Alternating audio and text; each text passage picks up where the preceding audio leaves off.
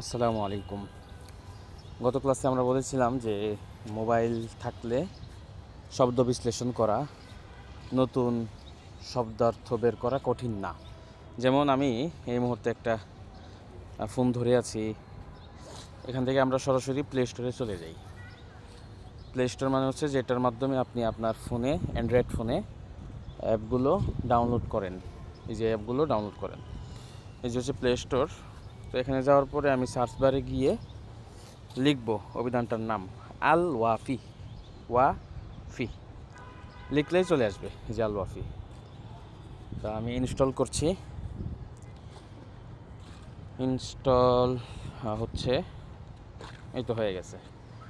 কোনো কঠিন কিছু না, এবং এটা ওপেন করলাম অন্য সব অ্যাপের মতোই, বরং এটা আরও সহজ। অন্য সব অ্যাপে অনেক সময় দেখা যায় লগ ইন করতে হয়, তারপরে ইমেল, ফোন নাম্বার, ওটিপি আসতে হয়। এখানে কিছুই নাই, একদম সহজ। তো এই যে ওপেন হয়ে গেল এবং শব্দ খোঁজার সার্চ বার চলে আসলো। এখানে ক্লিক করলেই আমাদের কিবোর্ড চলে আসবে।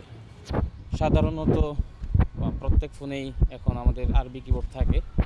আমি যেটা ব্যবহার করছি এটা গুগলেরই জি বোর্ড। হ্যাঁ, এখানে ইংরেজি আছে, বাংলা আছে, আরবি আছে, পৃথিবীর যে কোনো ভাষায় এখানে যুক্ত করা যায়। তো আমরা যেহেতু আরবি থেকেই শব্দ দেখব, সেজন্য আমাদের আরবি কিবোর্ডটা দরকার হবে। তাছাড়া সচরাচর আরও যে সমস্ত কিবোর্ড আমরা ব্যবহার করে থাকি, রিদমিক, সেখানেও আরবির অপশন আছে। তারপর আরও থাকতে পারে, আমার খুব বেশি জানা নাই, থাকতে পারে। তো এখানে ধরেন আমরা একটা শব্দ গতকালকে পেয়েছিলাম, মুবাক্কিরন। লিখলাম মিম বা কাফ র, হ্যাঁ, মুবাক্কিরন।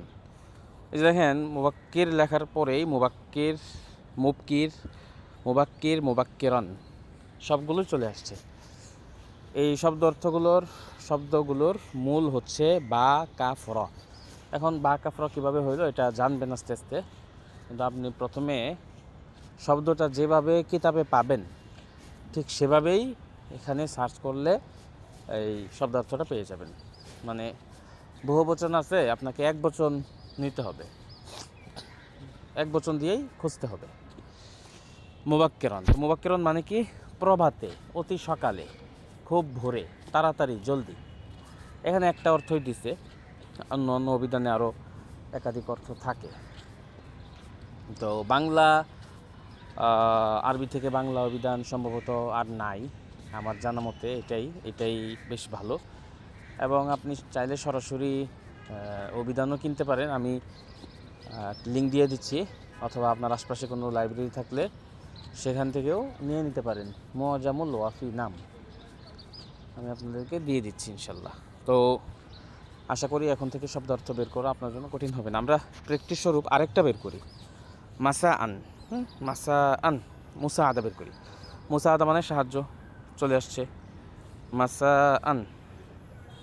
মাসাউন মানে সন্ধ্যা, মাসাউনের বহুবচন আমসিয়াতুন চলে আসছে। আরও সহজ, কিতাবুন। কিতাবুন বই, এর বহুবচন হচ্ছে কুতুবুন। তো আশা করি এই বিষয়টা ক্লিয়ার। এবং এই যে আমরা কিন্তু দৈনিক একটা বিষয়, ছোট্ট বিষয় শিখছি। এই বিষয়গুলোই দেখা যাবে যে বছর শেষে আপনি যদি চিন্তা করেন যে আপনার শেখার ঝুলিতে নতুন নতুন ছোট ছোট অনেক পয়েন্ট যুক্ত হয়েছে ইনশাল্লাহ। তো শুরু করে দেন নতুন বই পড়তে গিয়ে এখন থেকে। এই শব্দ অর্থ নিয়ে আশা করি আর কোনো পেরেশানি হবে না ইনশাল্লাহ। জাযাকুমুল্লাহু খায়রান।